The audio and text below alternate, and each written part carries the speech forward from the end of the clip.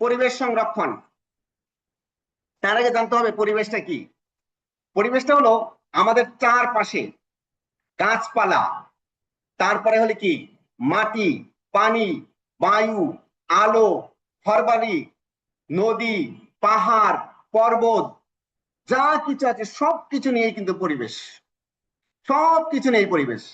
মনে রাখতে হবে পরিবেশ কাকে বলে। এটা তোমাদেরকে পড়ার শেষে, ক্লাসের শেষের দিকে কিন্তু তোমাদেরকে ধরবো যে পরিবেশ কাকে বলে। পরিবেশ সংরক্ষণ, পরিবেশকে রক্ষা করা নিয়ে আজকে আলোচনা হবে। তার আগে আমাদের এই পরিবেশটা যেটা বলেছি এটা তোমরা একটু মনে রাখবে। আমাদের লাইন ধরবে, সবাই বই খুলবে, সবাই কিন্তু বই খুলবে। স্যার যেখানে যেখানে পড়ে যাবে তোমরা বই খুলবে। কিন্তু প্রথমেই বলা হয়েছে আমাদের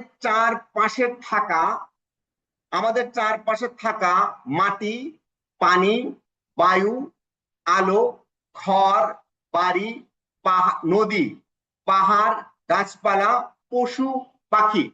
যারা ইংলিশ ভার্সন আছো তারা ইংলিশ ভার্সন বই পড়বে। যারা ইংলিশ ভার্সন আছো তারা ইংলিশ ভার্সন বই পড়বে। বাংলা ভার্সন যারা আছো তারা আমার সাথে মিল করে দেখে দেখে যাবে। কলকারখানা, গাড়ি ইত্যাদি উপাদান নিয়ে পরিবেশ। ইত্যাদি উপাদান নিয়েই পরিবেশ। পরিবেশ হলো কি নিয়ে? মাটি, পানি, বায়ু, আলো, ঘরবাড়ি, নদী, পাহাড়, গাছপালা, পশু, পাখি, কারখানা, গাড়ি ইত্যাদি নিয়ে হলো পরিবেশ। সহজ কথা হলো মানুষের বেঁচে থাকার জন্য যা কিছু দরকার এই সব কিছু নিয়েই হলো পরিবেশ। মানুষের বেঁচে থাকার জন্য যা কিছু দরকার এই সব কিছু নিয়েই হলো পরিবেশ। আশা করি তোমরা বিষয়টা বুঝতে পেরেছ। খুব মনোযোগ দিয়ে পড়বে, কিন্তু ধরবে এবং কি পড়বে। স্বাভাবিক পরিবেশে মানুষ সহ অন্যান্য জীব ভালোভাবে বেঁচে থাকে। কোন পরিবেশে? স্বাভাবিক পরিবেশে। অস্বাভাবিক না, কিন্তু স্বাভাবিক পরিবেশে মানুষ সহ অন্যান্য যে জীব আছে তারা ভালোভাবে বেঁচে থাকে। মাটি, পানি, বায়ুতে জীবের জন্য ক্ষতিকর কোন প্রকার প্রবেশ করালে পরিবেশ দূষিত হয়। পরিবেশ কখন দূষিত হবে? যদি মাটিতে, পানিতে, বায়ুতে জীবের জন্য ক্ষতিকর, মনে রাখতে হবে জীবের জন্য ক্ষতিকর কোনো কিছু প্রবেশ করালে পরিবেশ দূষিত হয়। বিভিন্ন কারণে পরিবেশ দূষিত হয়, একটা কারণ না, কিন্তু আনলিমিটেড রিজন আছে, থাউজেন্ডস অফ রিজন আছে। এতগুলো রিজন আছে যে অনেক অসংখ্য কারণ আছে যে কারণে পরিবেশ দূষিত হয়। দূষিত পরিবেশ হলে মানুষ সহ অন্যান্য জীবের বাস করার সমস্যা হয়, বসবাসের সমস্যা হয়। পরিবেশ দূষিত হইলে মানুষ সহ অন্যান্য জীবের বসবাস করা অসুবিধা হয়। যেমন আমরা ঢাকা শহরে যারা থাকি তারা কিন্তু দূষিত পরিবেশে থাকি, আমাদের কিন্তু অনেক রকম প্রবলেম হয়, রোগ শোক অনেক রকম হয়। তাই পরিবেশ সংরক্ষণ করা প্রয়োজন। এই অধ্যায়ে আমরা কিভাবে পরিবেশ সংরক্ষণ করতে পারি তা অনুসন্ধান করব। বিজ্ঞানের কাজ কিন্তু অনুসন্ধান করা, এই অধ্যায়ে আমরা অনুসন্ধান করব যে পরিবেশ সংরক্ষণ কিভাবে আমরা করতে পারি। দেখো আছে এখানে পরিবেশ দূষণের উৎস এবং কি কারণ। পরিবেশটা দূষিত হয়েছে কেন হয়েছে, এর উৎসটা কি, এর সোর্সটা কি, এটা আমরা আলোচনা করব। এটা আমরা জানি অনেক কিছুই, জানি। গাড়ি থেকে কালো ধোঁয়া বের হয়, এই জন্য বায়ু দূষিত হয়। কীটনাশক ব্যবহার করা হয়, হ্যাঁ কীটনাশক ব্যবহার করা হয়, এটা নদীর পানিতে মিশে যায়, এই জন্য পানি দূষিত হয়। তারপরে হলো তোমার এই মাটি দূষিত হয় কীটনাশক ব্যবহার করার কারণে, এটাও আমরা জানি। তাহলে আমরা এবার দেখবো যে এখানে আসলে কোন কোন কারণে দূষিত হতে পারে। মানুষের বিভিন্ন কাজের কারণে, মনে রেখো পরিবেশ দূষণের জন্য একমাত্র মানুষ দায়ী। পরিবেশ দূষণের জন্য একমাত্র মানুষ দায়ী, মানুষের জীবনের জন্য মানুষ দায়ী, মানুষের রোগ শোকের জন্য মানুষ দায়ী। আমরা আমাদের ক্ষতি করছি, এটা এই জন্য বলেছে মানুষের বিভিন্ন কাজের কারণে মাটি, পানি, বায়ু, শব্দ দূষণ হয়। মানুষ যেখানে সেখানে মল ত্যাগ করে এবং যথেচ্ছ ভাবে যা ইচ্ছা তাই, যথেচ্ছ মানে যা ইচ্ছা তাই বজ্র পদার্থ ফেলার মাধ্যমে পরিবেশের দূষণ ঘটে। মানুষ কি করে, যেখানে সেখানে বজ্র করে, প্রস্রাব করে, পায়খানা করে, আবার যেখানে সেখানে বাসাবাড়ির ময়লা আবর্জনা যা আছে এগুলো ফেলে দেয়। এই কারণে কিন্তু পরিবেশ দূষিত হয়। এছাড়াও আরো কাজ আছে। সেই কাজটা কি, কৃষিকাজে অতিরিক্ত সার এবং কীটনাশক ব্যবহার পরিবেশকে দূষিত করে। হ্যাঁ, কি করে, যদি কৃষিকাজে আমরা অতিরিক্ত সার দিই, যেটা প্রয়োজন তার চেয়েও বেশি ব্যবহার করি, তখন এটার কারণে পরিবেশ দূষিত হয়। আমরা কিন্তু বাংলায় একটা প্রবাদ জানি যে অতিরিক্ত সবকিছু কিন্তু খারাপ। সবাই পড়া ধরো, সবাই কিন্তু পড়া ধরবে। এবার দেখি পরিবেশ দূষণ সম্পর্কে আরো কিছু জানি। তাহলে মানুষ এর জন্য দায়ী। মানুষ যেখানে সেখানে মলমূত্র ত্যাগ করে, যেখানে ইচ্ছা যখন ইচ্ছা বর্জ্য পদার্থ ফেলে, এইভাবে পরিবেশ দূষিত হয়। কৃষিকাজে যখন অতিরিক্ত সার এবং কীটনাশক ব্যবহার করে, তখন কিন্তু পরিবেশ দূষিত হয়।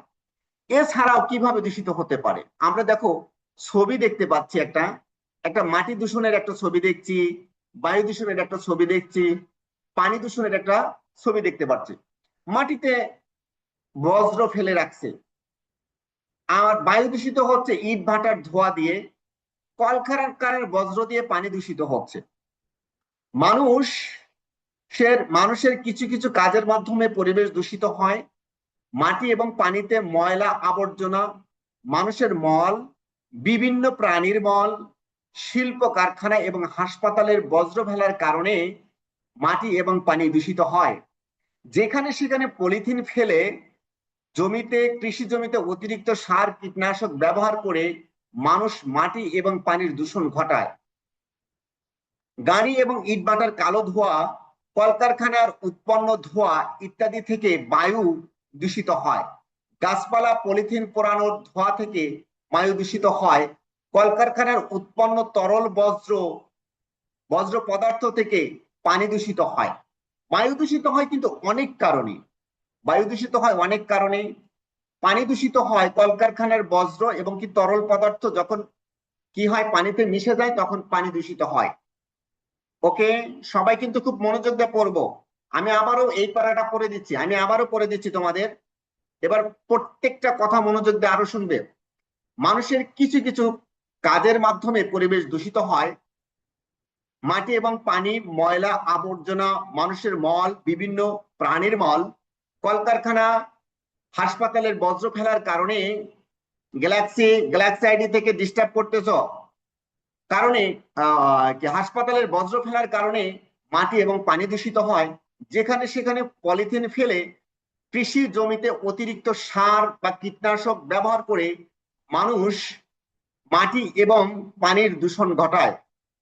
গাড়ি, ইটভাটার কালো ধোঁয়া, শিল্প কারখানায় উৎপন্ন ধোঁয়া ইত্যাদি থেকে বায়ু দূষিত হয়। গাছপালা, পলিথিন পোড়ানোর ধোঁয়া থেকে বায়ু দূষিত হয়। কলকারখানার উৎপন্ন তরল বজ্র পদার্থ থেকে পানি দূষিত হয়। এখন এটা আমরা দূষণের কিছু কারণ জানলাম কেন দূষিত হয়। এবার আমরা জানবো এই দূষণের ফলে কি প্রবলেম হতে পারে। এটা কিছু কাজ দিয়েছে। এই মাটি দূষণের প্রভাব কি হতে পারে, পানি দূষণের প্রভাব হতে পারে কি। মাটি দূষণের প্রভাবে আমাদের ফসলের যে উৎপাদন ক্ষমতা, ফসলের যে উৎপাদন হওয়া, এগুলো ক্ষতি হচ্ছে। পানি দূষিত হওয়ার কারণে আমরা বিভিন্ন প্রকার রোগ এর শিকার হচ্ছি। বায়ু দূষণের কারণে আমাদের কিন্তু অনেক রকম শ্বাসজনিত রোগ দেখা দিচ্ছে। দেখো এবার মানুষ বিভিন্ন কারণে, পেজ নাম্বার 86, মানুষের বিভিন্ন কাজের কারণে মাটি এবং পানি দূষিত হয়। এই দূষণের কারণেই মাটিতে ফসলের ক্ষতি হয়, পানি ব্যবহারের অযোগ্য হয়, মাছ সহ অন্যান্য জলজ প্রাণীর ক্ষতি হয়। বায়ু দূষণের কারণে আমাদের শ্বাস নিতে কষ্ট হয় এবং বিভিন্ন রোগ দেখা দেয়। আবার আমি পড়ছি, মানুষের মানুষের বিভিন্ন কাজের কারণে মাটি এবং পানি দূষিত হয়। এই কারণে, এই দূষণের কারণেই মাটিতে ফসলের ক্ষতি হয়, পানি ব্যবহারের অযোগ্য হয়, পানি ব্যবহারের অযোগ্য হয়, মাছ সহ অন্যান্য জলজ প্রাণীর ক্ষতি হয়। বায়ু দূষণের কারণে আমাদের শ্বাস নিতে কষ্ট হয় এবং বিভিন্ন রোগ দেখা দেয়।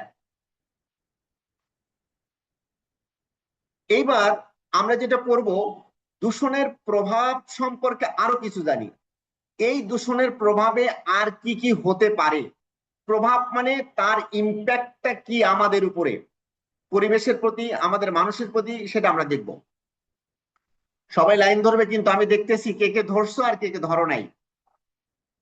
মাটি, পানি এবং বায়ু দূষণের কারণে পরিবেশের উপর বিভিন্ন প্রভাব পড়ে।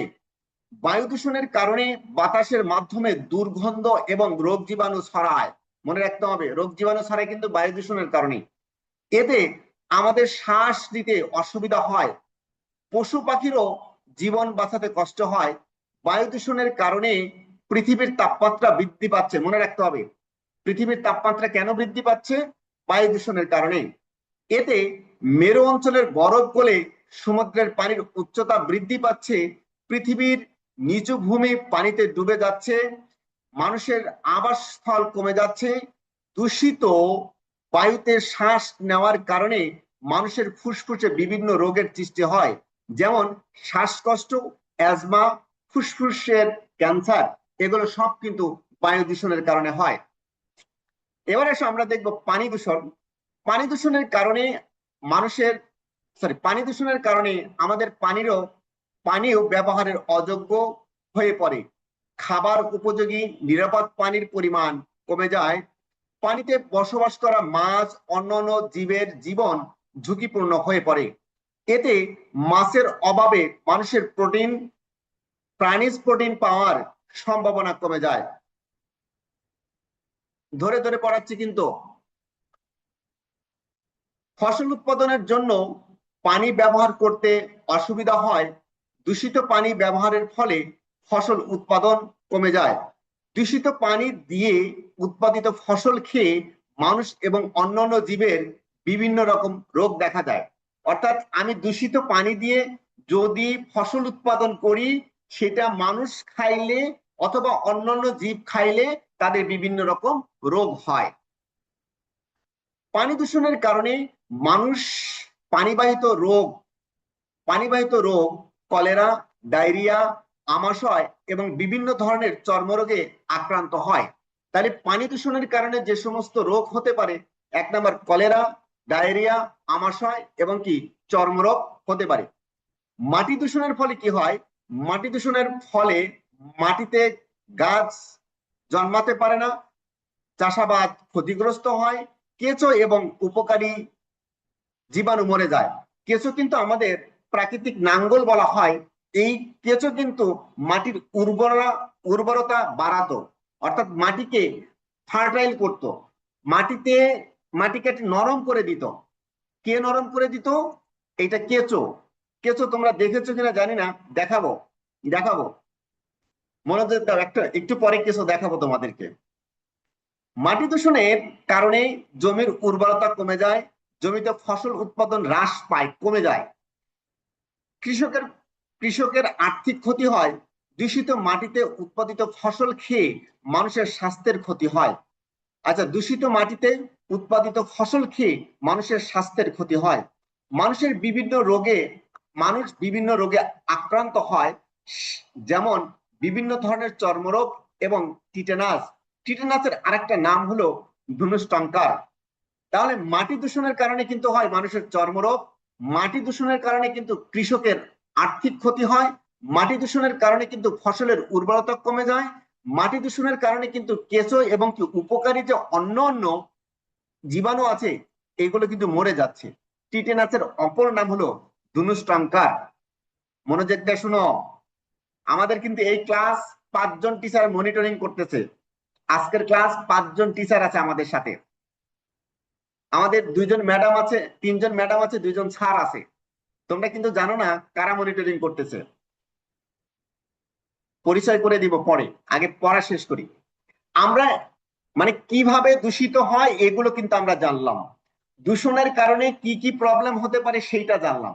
এবার আমরা জানবো পরিবেশ দূষণ কিভাবে আমরা প্রতিরোধ করতে পারি, অর্থাৎ মানে পরিবেশ যাতে দূষিত না হয়, পরিবেশের যাতে কোনো ক্ষতি না হয়, সেই জন্য আমরা কি কি কাজ করতে পারি। খুব মনোযোগ দাও। স্যার আপনারা সবাই একটু নোটগুলো নিয়ে ঠিক মতো, স্যার ম্যাডাম আপনারা নোটগুলো একটু ঠিক মতো নিবেন। দেখবো আমার কোন ছেলে মেয়ে পড়ায় মনোযোগী আছে আর কোন ছেলে মেয়ে পড়ায় মনোযোগী নেই। কীটনাশকের ইংরেজি, হ্যাঁ পেস্টিসাইড। আমাশয় মানে কি? আচ্ছা, আমাশয় মানে হলো মানুষ যখন অতিরিক্ত তৈলাক্ত খাবার খায় তখন মানে মানে পায়খানাতে মানুষের সমস্যা হয়, এটা হলো একটা আমাশয় জাতীয় রোগ। আমাশয় হলো অন্ত্রের, এই যে একজন দিয়ে দিয়েছে আমাদের সম্মানিত স্যার দিয়ে দিয়েছেন, এটাকে ডিসেন্ট্রি বলা হয়। দেখো স্যার কিন্তু আমাদের শ্রদ্ধেয় জাকিউদ্দিন স্যার আছে, তোমরা প্রশ্ন করেছো স্যার কিন্তু উত্তর দিচ্ছে। ওকে, স্ক্রিন এখন কালো হয়ে গেছে, এখনই ঠিক হয়ে যাবে। পরিবেশ দূষণের দূষণ প্রতিরোধ, মাটি দূষণ রোধের উপায়, আমরা কিভাবে মাটি দূষণটা মানে বন্ধ করতে পারি। জমিতে চাষবাসের ক্ষেত্রে রাসায়নিক সার এবং কীটনাশক সারের ব্যবহার কমিয়ে জৈব সার, কম্পোস্ট, গোবর ইত্যাদি বৃদ্ধি করে আবর্জনা ময়লা ফেলার নির্ধারিত স্থানে ফেলে মাটি দূষণ রোধ করা যায়। অর্থাৎ আমরা কেমিক্যাল সার যেগুলো তোমার কি হয় কেমিক্যাল দিয়ে তৈরি করা হয়, এই সারগুলো আমরা ব্যবহার না করে যদি প্রকৃত ভাবে যে তৈরি করা কম্পোস্ট সার, নিজের হাতে যে তৈরি করা প্রাকৃতিক যে সারগুলো আছে এইগুলো যদি আমরা ব্যবহার করি তাহলে মাটি দূষণটা কি হবে, কমে যাবে। আরেকটা হলো যেখানে সেখানে আমরা ময়লা না ফেলে একটা নির্ধারিত জায়গায় যদি আমরা ময়লা ফেলি তাহলে কিন্তু পরিবেশ দূষণ রক্ষা হবে। তারপর আছে পুনঃব্যবহারযোগ্য জিনিস ব্যবহার করা, একটা জিনিস যেন আমরা বারবার ব্যবহার করতে পারি, বারবার রিসাইকেল করতে পারি। প্লাস্টিক পলিথিনের পরিবর্তে আমরা কি ব্যবহার করতে পারি, কাপড় এবং কি পাটের ব্যাগ ব্যবহার করা। প্লাস্টিক সহজে মাটির সাথে পচে না, এই জন্য কি হয় মাটি দূষিত হয়, কিন্তু পচে না, মানে শত শত বছর থেকে যায় প্লাস্টিক। এই জন্য আমরা এর পরিবর্তে ব্যবহার করতে পারি কি, কাপড় এবং কি পাটের ব্যাগ। বাবা তোমরা একটু শোনো, এমন ভাবে পড়াটা ধরো আর যাতে বেশি পড়তে না হয় বাসায়, এমন ভাবে পড়ো বাসায় যাতে আর পড়তে না হয়। খালি একবার পড়লেই যেন পরীক্ষার আগ পর্যন্ত তোমরা ভালো করে মনে রাখতে পারো। আর আমি জানি যে আমার কথাগুলো তোমরা খুব মনোযোগ দিয়ে শুনতেছো। হ্যাঁ, ক্লাস শেষে কিন্তু আমি স্যারের সাথে ডিসকাস করি, আমাদের জাকিউদ্দিন স্যারের সাথে ডিসকাস করি, আমাদের ম্যাডামদের সাথে ডিসকাস করি যে আজকের ক্লাসের কোথায় ভুল ত্রুটি ছিল, দুষ্টামি কে করেছে, এগুলো কিন্তু আমরা মানে আলোচনা করি। ওকে, আমরা পড়ছিলাম মাটি দূষণের মানে কিভাবে মাটি দূষণ আমরা বন্ধ করতে পারি, সেই জিনিসটা আমরা পড়ছিলাম। আচ্ছা, পাটের ব্যাগ ব্যবহার করা, কলকারখানা বা শিল্প বর্জ্য পরিশোধন করে যথাস্থানে ফেলা, অর্থাৎ কলকারখানা এবং সেই শিল্পের যে বর্জ্যগুলো আছে সেগুলো আমরা একটা নির্দিষ্ট জায়গায় ফেলবো, ইত্যাদি কাজের মাধ্যমে মাটি দূষণ রোধ করা যায়। গাছের শিকড় মাটিকে আঁকড়ে ধরে রাখে, মাটির ক্ষয় রোধ করে, তাই বেশি বেশি করে গাছ লাগিয়ে মাটির ক্ষয় রোধ করা যায়। তার মানে আমরা কি করতে পারি, আমরা রাসায়নিক সার কেমিক্যাল যে পেস্টিসাইড গুলো আছে এইগুলোর পরিবর্তে আমরা প্রাকৃতিক সার কম্পোস্ট এবং গোবর ব্যবহার করতে পারি। গোবর হলো, গোবর চিনো নাকি তোমরা? গোবর যদি চিনে থাকো একটু ইয়েতে জানিয়ে দিও, কমেন্ট বক্সে জানিয়ে দিও গোবর চিনো কিনা। গ্রামে যারা থাকো তারা চেনো, ঢাকা যারা থাকে তারা চিনে না। তারা বলে কি জানো, ধান গাছে কাঠ হয়। সবাই না, কেউ কেউ বলে যে ধান গাছে কাঠ হয় সেটা দিয়ে ঘর বানায়। আমি বলি যে হ্যাঁ, এবার ভালো বুঝেছো। আচ্ছা, তার মানে হলো আমরা রাসায়নিক সার কম ব্যবহার করব। প্রশ্ন আসলে যেন আমরা উত্তর দিতে পারি। রাসায়নিক সার আমরা কম ব্যবহার করব, আমরা প্রাকৃতিক সার বেশি ব্যবহার করব, আমরা মিল্ক কারখানার বর্জ্য একটা নির্দিষ্ট জায়গায় ফেলবো, আমরা প্লাস্টিক বা পলিথিনের পরিবর্তে কাপড় এবং পাটের ব্যাগ ব্যবহার করব, মাটিকে রক্ষা করে কি? গাছের শিকড়। এই জন্য মাটির ক্ষয় রোধ করার জন্য আমরা বেশি বেশি করে গাছ লাগাবো। আশা করি বুঝতে পেরেছো। আশা করি তোমরা বুঝতে পেরেছো। এটা গেল মাটি দূষণ রোধের উপায়। এবার আমরা পড়বো পানি দূষণ কিভাবে আমরা বন্ধ করতে পারি। শিল্প বজ্র, অর্থাৎ মিল ইন্ডাস্ট্রিতে যে বজ্র হয়, কলকারখানার পানি পরিশোধন করে ট্রিটমেন্ট প্লান্ট দিয়ে নদী বা খালে ছেড়ে দিলে পানি দূষণ রোধ করা যায়। অর্থাৎ একটা মিল বা একটা কারখানায় যে পানিটা ব্যবহার হয়, ব্যবহারের পরে ওই দূষিত পানিটা আমরা সরাসরি নদীতে না দিয়ে, সরাসরি খালে না দিয়ে, এই পানিটাকে আমরা কি করব? রিসাইকেল করব। এই পানিটাকে ট্রিটমেন্ট করব, অর্থাৎ এটাকে আলাদা করে ফেলবো, বজ্রগুলো আলাদা করে এই পানিটা পিউরিফাইড করে যদি আমরা নদীতে ছেড়ে দেই, তাহলে পানি দূষণ কমে যাবে। প্লাস্টিক আবর্জনা, বাজারের ব্যাগ, বোতল, প্যাকেট ইত্যাদি নদীতে না ফেলে যথাস্থানে ফেলে পানি দূষণ কমাতে পারি। অর্থাৎ আমরা নদীতে কোনো প্রকার ময়লা আবর্জনা কিচ্ছু ফেলবো না, প্যাকেট ফেলবো না। আমরা চিপস খাই, চিপস খেয়ে কি করি? আমরা চিপস খেয়ে কিন্তু এটা ফেলে দেই। কোথায় ফেলে দেই? পানিতে ফেলে দেই, ড্রেনে ফেলে দেই। পানি খাই, পানি খেয়ে বোতল ফেলে দেই। বাজারের ব্যাগ, পলিথিন ব্যাগ, সেটা আমরা ফেলে দেই না। এগুলো যদি আমরা পানিতে না ফেলে একটা নির্দিষ্ট জায়গায় যদি রাখি, তাহলে পানি দূষণ আমরা কমাতে পারি। জমিতে বেশি সার দিলে দিলে তা বৃষ্টির পানির সাথে নদী বা পুকুরে গিয়ে পানি দূষিত করে। তাই সার এবং কীটনাশকের ব্যবহারে সতর্ক থাকা প্রয়োজন। আমরা অতিরিক্ত বেশি সার এবং কীটনাশক ব্যবহার করব না। পানি দূষণ রোধে পয় নিষ্কাশন এর ব্যবস্থার উন্নত করা। অর্থাৎ অনেক বস্তি আছে, সেই বস্তির লোকজনগুলো কি করে? পানিতেই তাদের মল ত্যাগ করে। হ্যাঁ, অনেক বস্তির লোক আছে পানিতে মল ত্যাগ করে, এটা যে ড্রেনে পড়ে, নদীতে পড়ে, এতে পানি দূষিত হয়। এই জন্য আমাদের কি পয় নিষ্কাশনের জায়গাটা আমাদেরকে উন্নত করতে হবে। জনগণকে পানি রক্ষা করার গুরুত্ব বুঝাতে মানুষের সচেতনতা বৃদ্ধি করে আমরা পানি দূষণ কমাতে পারি। পানি দূষণ করার কারণে যে আমাদের ক্ষতি হচ্ছে, এটা মানুষের মধ্যে সচেতনতা বৃদ্ধির জন্য আমাদেরকে ক্যাম্পেইন করতে হবে। আমাদেরকে বিভিন্ন প্রকার পদক্ষেপ গ্রহণ করতে পারি। আমরা টিভিতে অ্যাড দিতে পারি, পানি দূষণ করা যাবে না। রেডিওতে দিতে পারি, ফেসবুকে দিতে পারি, পোস্টার করতে পারি যে এই এই কারণে পানি দূষিত হয়। পানি দূষণ হলে প্রত্যক্ষ এবং পরোক্ষ, ডিরেক্টলি অর ইনডিরেক্টলি আমরা কি হই? ক্ষতিগ্রস্ত হই। এটা মানুষকে বোঝাতে হবে, সচেতন করতে হবে। এবার আসো বায়ু দূষণের উপায়। বায়ু দূষণটা পড়া ধরো, কিন্তু আমি একটু দেখে আসি, দেখি পড়া কে কে ধরছো আর কে কে ধরো নাই। দেখি কে কে পড়া ধরে নাই। এই যে সিদরাতুল মুনতাহা, হ্যাঁ, মনিটর নাড়তেছো, সবাই পড়া খুব মনোযোগ দিয়ে দেখছে। আনাস আহমেদ আয়ান মনোযোগ দিয়ে দেখতেছে আমাদের। আফিফা মিশকাত দেখছে ঠিক মতো। তারপরে রাইসা হুসাইন দেখছে ঠিক মতো। সিদ্ধাতুল ইসলাম নওশিন দেখছে সিদ্ধাতুল মুনতাহা। জাওয়াত আল আব্দুল্লাহ ভালোভাবে দেখছে। আয়াত দেখছে। নুসরাত আফরা দেখছে, নোয়াখালীর বন্ধু আমার খুব কাছের। হ্যাঁ, তারপরে হলে কি তাহানি ওমর আনজা খুব ভালো করে দেখছে। সানিয়াত কারিম চট্টগ্রাম থেকে খুব ভালো করে দেখছে। আমাদের ফারজানা খাতুন খুব ভালো করে দেখছে।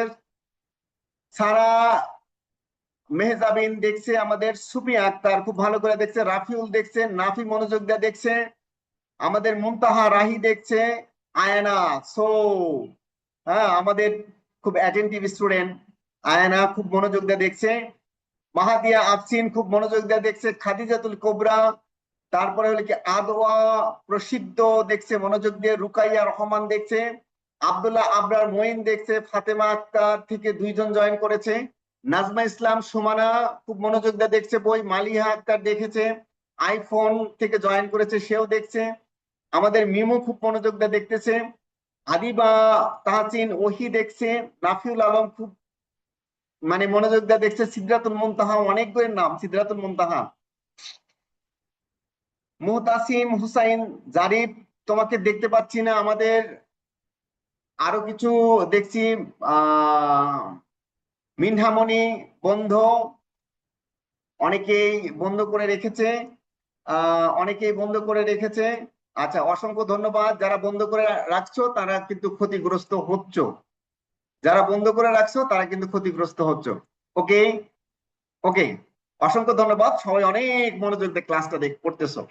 হ্যাঁ, আমি অনেক আনন্দিত এবং কি পুলকিত, হ্যাঁ, যে আমার ছেলেমেয়েরা সারা বাংলাদেশ থেকে জয়েন করেছে, খুব সুন্দর করে ক্লাস ধরছে। ওকে, এবার বায়ু দূষণ রোধের উপায় আমরা জানবো। বায়ু দূষণ রোধের জন্য পরিবেশ বান্ধব যানবাহন, সিএনজি চালিত গাড়ি, ইলেকট্রিক গাড়ি বা বাইসাইকেল বেশি ব্যবহার করা দরকার। গাড়ির ধোঁয়া নিয়ন্ত্রণ করার জন্য নিয়ন্ত্রিত নিয়ন্ত্রণ করার জন্য নিয়মিত গাড়ির ইঞ্জিন এবং এক্সহস্ট সিস্টেম পরীক্ষা করে গাড়ি চালানো। কলকারখানায় ধোঁয়া বা ধূলিকণা ফিল্টার বসিয়ে পরিশোধন করা। পলিথিন এবং প্লাস্টিক এখানে পোড়ানো বন্ধ করা। বনায়ন এবং গাছপালা লাগানো, বেশি করে গাছ লাগাতে হবে, বনায়ন করতে হবে। গাছ লাগানো, বেশি গাছ লাগানো ইত্যাদি কাজের মাধ্যমে বায়ু দূষণ রোধ করতে পারি।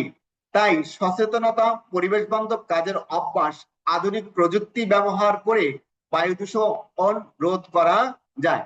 সবচেয়ে বড় কথা যেটা, সেটা হলো আমাদের সচেতনতা দরকার।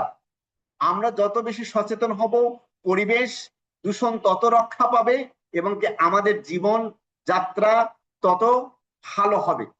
ওকে, পরিবেশ সংরক্ষণ আমরা পড়বো যে কিভাবে সংরক্ষণ করা যায়। এটা আমরা আলোচনা করেছি। দূষণের ধরন, 3 ধরনের দূষণ নিয়ে আলোচনা হচ্ছে। একটা হলো মাটি দূষণ, পানি দূষণ এবং কি বায়ু দূষণ। কিভাবে দূষণ রোধ করা যায় আমরা আগে যে পড়ছি সেখান থেকে এগুলো আমরা পূরণ করব। শেষের দিকে কিন্তু চলে আসছি প্রায়। যেসব কারণে, ধরো এবার, যেসব কারণে মাটি, পানি, বায়ু দূষিত হয় সেসব কাজ পরিহার করতে হবে। বিশেষ করে পুকুর, খাল, বিল, নদী নালার পানিতে মলমূত্র, তরল বজ্র ফেলে পানি দূষণ করা যাবে না। বজ্র পদার্থ যেখানে সেখানে না ফেলে নির্দিষ্ট স্থানে ফেলে পরিবেশ দূষণ রোধ করা যায়। পরিবেশ দূষণ রোধ করা যায় কি কি কারণে, এটা আমরা বলে দিয়েছি। তাহলে আবারও বলছি, যেসব কারণে মাটি, পানি এবং বায়ু দূষিত হয় সেসব কাজ পরিহার করতে হবে, অর্থাৎ বাদ দিতে হবে।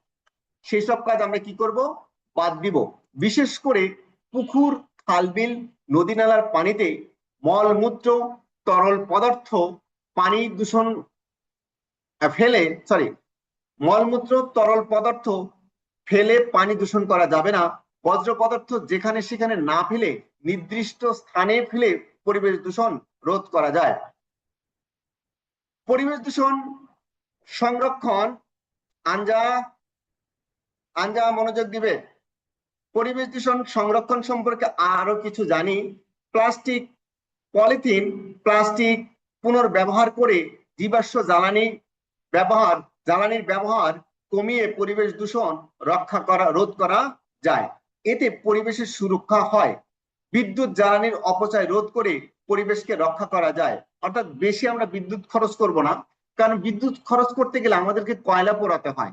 বিদ্যুৎ খরচ মানে বিদ্যুতের জন্য আমাদেরকে এই যে কয়লা বেশি পোড়াতে হয়, এতে পরিবেশ কিন্তু দূষিত হয়। বাড়ির বাড়ির ময়লা আবর্জনা যেখানে সেখানে না ফেলে নির্দিষ্ট স্থানে অথবা নিরাপদ স্থানে ফেলে পরিবেশ দূষণ কমানো যায়। বাড়ির ময়লা আবর্জনা পুনর্ব্যবহার করেও পরিবেশকে রক্ষা করা যায়। খোলা পায়খানা ব্যবহার না করে স্বাস্থ্যসম্মত পায়খানা ব্যবহার করে পরিবেশ দূষণ কমানো যায়। শিল্প কারখানার কঠিন এবং তরল বজ্রকে সরাসরি মাটিতে, পানিতে ফেললে এবং গ্যাসীয় বজ্রকে সরাসরি বায়ুতে নির্গত করলে পরিবেশ দূষিত হয়। তাই শিল্প কারখানার কঠিন বজ্র পদার্থকে পরিশোধন করে মাটি, পানি এবং বায়ু দূষণ কমাতে পারি। বাড়িতে, বিদ্যালয়ে, খালি জমিতে গাছ লাগিয়ে সামাজিক বনায়নের মাধ্যমে বায়ু দূষণ কমাতে পারি। পরিবেশের দূষণ কমানো এবং পরিবেশকে সংরক্ষণ করতে বিদ্যালয়ের শিক্ষক এবং এলাকার মানুষকে সচেতন করতে পারি। শেষের দিকে কিন্তু চলে আসছি। দেখো এখানে এখানে আছে একটু ছবিগুলো একটু দেখো। পচনশীল জিনিস আমরা ব্লু কালারে রাখবো, গ্রিনে রাখবো কি কাঁচ, হলুদে রাখবো কি প্লাস্টিক পদার্থ, এবং কি ধাতব পদার্থ লালে রাখবো। লাল হলো সবচেয়ে বিপজ্জনক। আর পচনশীল যেটা সেটা ভালো, এই জন্য হলো কি সবুজ। এই জন্য হলো কি এটা সবুজ না, এটা হলো নীল। আর যেটা কাঁচ সেটা রাখবো কোথায়? আমাদের গ্রিন বা সবুজ বাস্কেটে।